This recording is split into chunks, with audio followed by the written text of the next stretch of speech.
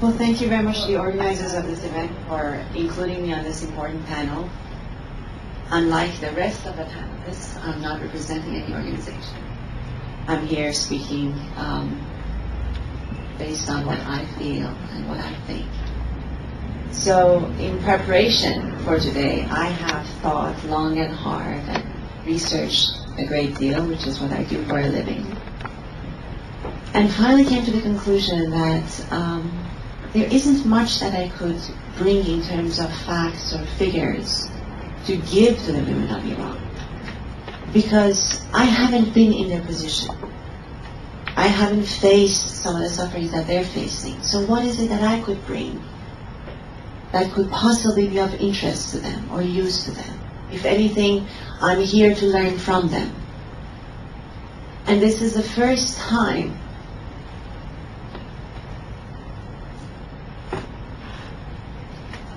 since I have left my country that I have the opportunity through the medium of the internet to speak with my sisters, my dear sisters in Iran. And so I thought that I should really I should be faithful to the aim of this event, which is to celebrate and honor the achievements of Iranian women. And these achievements go far back in our history, for decades at the very least. I must perhaps take advantage of this opportunity and remember my namesake, Tahirih Danesh, who was one of the first Iranian women who stood up for women's rights, to advance, to think, to contribute, to participate in the making of a society as rich as Iran. We then, if we look at the rest of some of the important points in our history, such as the Constitutional Revolution, when women were again at the forefront of bringing a new way of thinking and governance to this important land, I think we should remember them today. There are mothers, there are dear ones who through their lives, through their tears, through their blood, through their suffering, have enabled us to come this far. What we are building today has been built on their shoulders. And what the friends in Iran are achieving are goals that will continue to develop.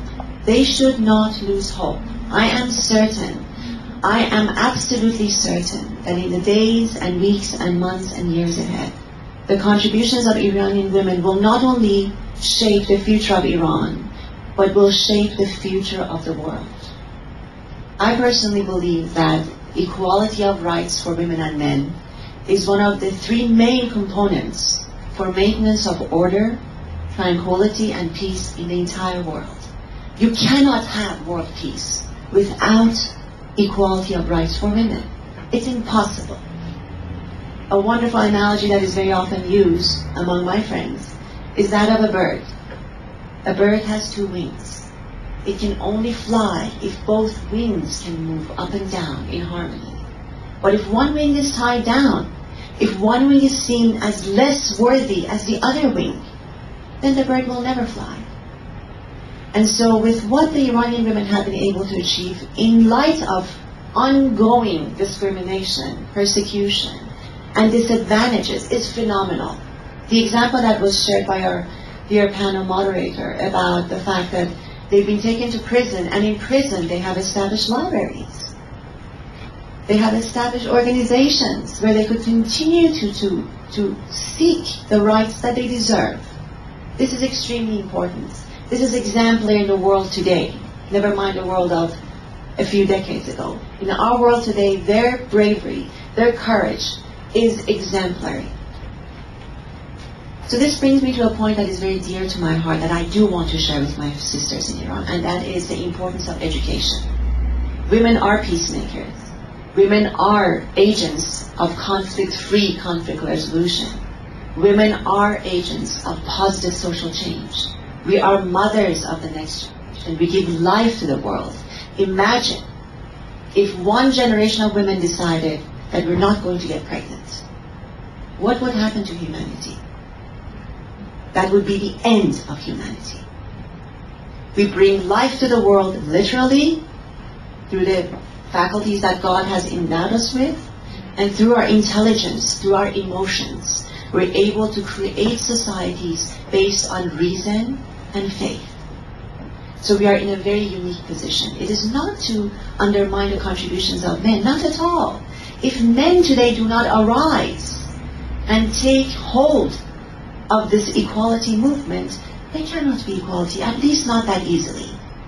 So the words that I'm sharing are addressed to my brothers and my sisters, but because my sisters in Iran are suffering more, I would like to go on and encourage them about one issue that is of extreme importance to me, and that is of education, as I mentioned. Women without education are like birds in cages. And no garden is beautiful with its birds in cages. No matter what happens, we must go on and study, learn, use our own eyes, use our own ears, think for ourselves, and not accept what is being handed down to us. We are to take charge of the future of a nation that has, is, and will play an important role in the world community. I just want to end these remarks that I'm offering from my heart, and I hope it reaches their hearts. As I said in the beginning, we have not been in their position, at least since we have left the country. It is impossible for anyone to claim that we understand what they're going through. Facts and figures have been shared. Important information is available to you, and you are keeping up with the latest in the developments of this movement of advancement of rights for women and elimination of violence. But what I want to say to them from the bottom of my heart is that just because we are not there physically, it does not mean that in our absence, physical absence from the land of Iran, we do not keep up shoulder to shoulder to serve their interests. It is my hope and my desire to return to my country one day and have the same kind of openness, the same kind of panel happen in Tehran. And so we've been away from each other for a long time, but I just want them to know there is this beautiful verse of poem that really expresses, I think, what every Iranian, man and woman alike, feels for those who are suffering in Iran. Those images that we saw today. مرا که گفت که با دوری تو خو کردم خدا گواست تو را هر دم آرزو.